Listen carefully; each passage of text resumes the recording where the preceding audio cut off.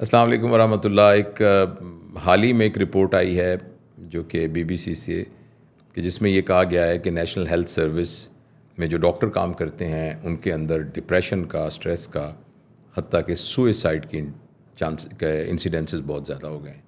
اور اس کی وجہ جو ہے وہ ان کا پروفیشنل اسٹریس ہے۔ اور ویسے تو جو ڈاکٹری کا پروفیشن ہے یہ مسلسل ایک اسٹریس کا پروفیشن ہے، اور ڈاکٹری میں بھی کچھ شعبے ایسے ہیں جن میں یہ اسٹریس بہت زیادہ ہوتا ہے۔ مثلاً آئی سی یو میں جو لوگ مریضوں کا علاج کرتے ہیں، ایک تو اس بات کا بہت اندیشہ ہوتا ہے کہ جتنے مریض آئی سی یو میں داخل ہوئے ہیں ان میں سے بہت سارے فوت ہو جائیں گے، اور ایک انسان کو جس کی آپ خدمت بھی کر رہے ہیں، جس کے ساتھ ان کے عزیز و اقارب موجود ہیں، ان کا بیٹا موجود ہے، ان کی ماں موجود ہے، ان کا ایک ایموشنل ریئیکشن ہے، وہ سب اپنے پیاروں کو مرتا ہوا دیکھ نہیں سکتے، اور ایک اس کا نرس یا ڈاکٹر اس کی خدمت کر رہا ہے، اپنی پوری کوشش کر رہا ہے، اور اس کے باوجود وہ اگر وہ نہیں بچے گا تو انسان بھی تو ایک طرح کا بلاٹنگ پیپر کی طرح ہے نا، جیسے سیاہی چوس جو ہے، وہ جب سیاہی کو چوستا ہے تو سیاہی کو خشک کر دیتا ہے مگر خود بھیگ جاتا ہے، جیسے تولیہ ہے وہ جسم کو خشک کرتا ہے مگر خود بھیگ جاتا ہے، تو وہ ڈاکٹر بھی تو سارا اس ایموشنل ریئیکشن کو ایبزارب کر رہا ہوتا ہے۔ مجھے اچھی طرح یاد ہے کہ جب مجھے میرے پاس یہ ذمہ داری تھی ایک میڈیکل کالج کے پرنسپل کی، تو میں نے ایک اصول بنایا تھا کہ جتنی نرسیں بھی آئی سی یو میں کام کرتی ہیں ان کو 2 ہفتے کے بعد چھٹی دی جائے، اور ان کو کلینکل سائیکالوجسٹ کے پاس بھیجا جائے تاکہ وہ ڈی بریفنگ کر کے اپنی چھٹی پہ جائیں، اپنے آپ کو ڈی برڈن کر کے جائیں، اس پریشر میں سے نکل کے جائیں۔ تو یہ ایک اسی طرح تمام اور کچھ شعبے اور بھی ہیں جن میں سٹریس بہت زیادہ ہوتا ہے، مثلا آنکولوجی جو کینسر کیونکہ کینسر کے اندر بھی جو سٹیج 4 سٹیج 3 کے مریض ہیں تو وہ بیچارے تکلیف میں ہوتے ہیں، اور ڈاکٹر کے سامنے آہستہ آہستہ ہفتوں میں، مہینوں میں اس کی تکلیف بڑھ رہی ہوتی ہے، اور وہ ساری تکلیف کو وہ خود بھی برداشت کر رہا ہوتا ہے، اور ایموشنلی اس کو سٹریس کر رہا ہوتا ہے۔ اور اسی طریقے سے گائناکالوجسٹ جو ہیں، گائناکالوجسٹ ہمیشہ 2 جانوں کو دیکھ رہے ہوتے ہیں، اور اس میں اگر کوئی پرابلم ہو جائے تو سٹریس بہت زیادہ ہوتا ہے۔ مگر یہ جو رپورٹ ہے یہ ایکچولی صرف سٹریس سے ریلیٹڈ نہیں ہے۔ سٹریس کی ایک اور ریزن بھی یہ ہے کہ لوگوں کی اویئرنیس کی وجہ سے اس بات کا بہت خطرہ ہے کہ لوگ آپ کو سو کر دیں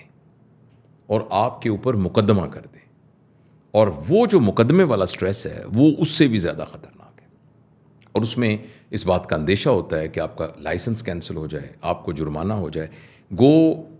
پاکستان میں بھی اس کا اتنا وہ نہیں ہے ٹرینڈ، لیکن باہر کے ملکوں میں تو ہر ڈاکٹر انشورڈ ہوتا ہے، اور وہ جو انشورنس کمپنی ہے وہ آپ کے بہاف پر مقدمہ لڑتی ہے۔ لیکن اگر فرض کریں بار بار آپ انشورنس یعنی کہ اس میں آ رہے ہیں تو آپ کی رینکنگ کم ہونا شروع ہو جاتی ہے، اور آپ کی اگلی دفعہ انشورنس بڑھنا شروع ہو جاتی ہے۔ آپ کو ڈاکٹر جب جاب دیتا ہے تو وہ اس بات کو دیکھتا ہے کہ یہ تو اس کے تو رسک بہت زیادہ ہے اس ڈاکٹر کا، تو آپ کی اگلی جاب کو ملنے کے چانسز بہت کم ہو جاتے ہیں۔ تو اس لیے اسٹریس کی وجہ سے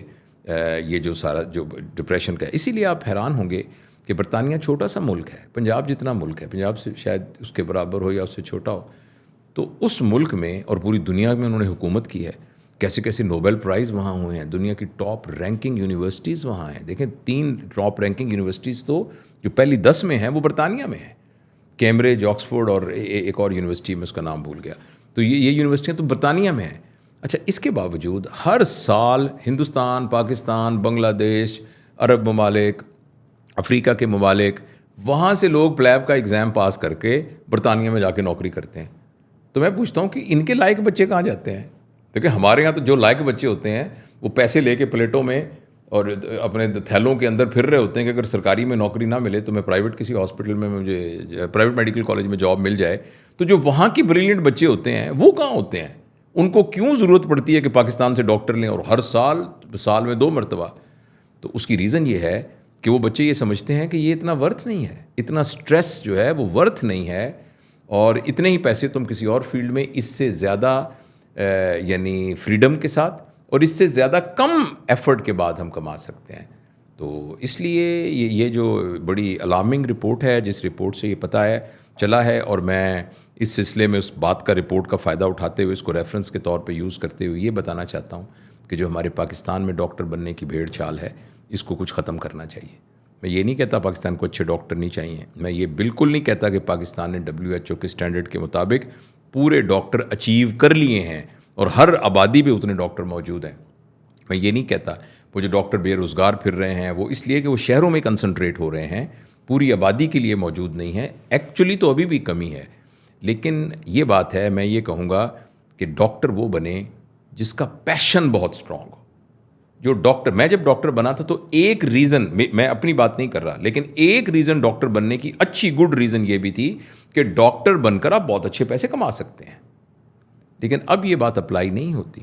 آپ کمپیریبل ایج میں ایک ٹیک کا بچہ ہے نا، جس نے کوئی ٹیک میں کوئی کام کیا ہے، کوئی اس طرح کی کسی چیز میں کام کیا، یا کوئی بزنس میں چلا گیا ہے، تو کمپیریبل ایج میں جب ابھی بیچارہ وہ نا کتابیں پکڑ کے پارٹ 1 پارٹ 2 کی تیاریاں کر رہا ہوگا، دوسرا بندہ اپنی زندگی میں، اپنی پرسنل زندگی میں، میٹریمونیل زندگی میں، فیملی زندگی میں سیٹ ہو چکا ہوگا.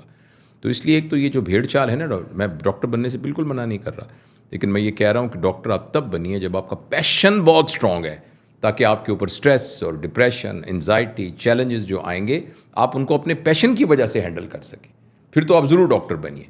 اس کے علاوہ کسی اور ریزن کی وجہ سے ڈاکٹر مت بنیے. ایک یہ بات، اور دوسرا جو بنے ہوئے ڈاکٹر ہیں، میرا الحمدللہ 30-40 سال کا تجربہ ہے، میں مختلف ایڈمنسٹریٹو پوسٹ پہ رہا ہوں، میں کلینکل پریکٹس میں رہا ہوں، ابھی بھی ہوں، اور سرجری کو میں ہیڈ کرتا رہا ہوں، ڈپارٹمنٹ کو پڑھاتا بھی رہا ہوں، انڈر گریجویٹ، پوسٹ گریجویٹ. تو میں ڈاکٹروں سے ضرور یہ کہوں گا کہ اب 2024 میں ہم اس طریقے سے، اس لیول کی پروفیشنلزم سے کام نہیں کر سکتے جو ہمارا آج سے 10 سال پہلے کا لیول تھا. اب ہمارا پریکٹس کا جو پروفیشنلزم کا سٹینڈرڈ ہے اس کو بہت ہائی ہونا پڑے گا. اس لیے کہ میڈیا ایک واچ ڈاگ کی طرح ہمیں دیکھ رہا ہے، پوری سوسائٹی کے اندر اویئرنیس کریٹ ہو گئی ہے. اس بات کا بہت امکان ہے کہ آپ پروفیسر ہیں اور آپ ایک بیماری کے علاج کی تشخیص کرتے ہیں، تو جو آپ کا مریض ہے اس کو شاید آپ سے زیادہ پتہ ہو، کیونکہ اس نے آپ کے آنے سے پہلے گوگل کے اوپر پچھلے ہفتے میں چھپا ہوا آرٹیکل بھی اس بیماری کے بارے میں پڑھا ہو، جو کہ آپ کی نظر سے ابھی نہیں گزرا. تو اس لیے ہمیں یہ یاد رکھنا چاہیے کہ جو پبلک ہے، جو پیشنٹس ہیں، وہ وائزر ہیں، وہ وائز ہیں بیماری کے بارے میں، وہ زیادہ وائز ہیں اپنے رائٹس کے بارے میں. اور باڈیز موجود ہیں جو کہ اویلیبل ہیں، جن میں لوگ کمپلینٹ کر سکتے ہیں، ہیلتھ کیئر کمیشن اور دوسری عدالتیں وغیرہ، تو اس کو کر سکتے ہیں. اس لیے اب ڈاکٹروں کو پروفیشنلزم کے لیول کو اوپر لے کے جانا پڑے گا. تو یہ اس رپورٹ سے میں نے یہ اخذ کیا ہے. اور دوسری بات یہ ہے کہ ڈاکٹر ہو، انجینئر ہو، کوئی بھی ہو، زندگی میں چیلنجز تو آتے ہیں، تو ہمیں اپنی پرسنل گرومنگ کے اوپر بھی بڑی محنت کرنی چاہیے کہ ہم خود سٹریس کو کتنا اچھے طریقے سے ہینڈل کر سکتے ہیں. ہمارے اندر اتنی ابیلٹی سٹریس کو ہینڈل کرنے کی ہونی چاہیے. سٹریس تو آتے رہیں گے، لیکن کیا ہم اس سٹریس کو سٹریس سمجھتے ہیں یا چیلنج سمجھتے ہیں؟ اگر ہم سٹریس کو سٹریس سمجھیں گے تو گر جائیں گے، اگر چیلنج سمجھیں گے تو ہم اٹھ کے کھڑے ہو جائیں گے اور پہلے سے زیادہ مضبوط ہوں گے. اور اس کے لیے بہت سی ایکسرسائزز موجود ہیں. ہم نے بھی بہت، ہمارے چینل پر بھی آپ کو بہت سی اس طرح کی گفتگو ملے گی جس میں ہم نے یہ بتانے کی کوشش کی ہے کہ کس طریقے سے ہم اپنے سٹریس لیول کو ہینڈل کر سکتے ہیں اور کس طریقے سے ہم سٹریس کو چیلنج میں کنورٹ کر کے اپنے آپ کو مضبوط کر سکتے ہیں. Thank you.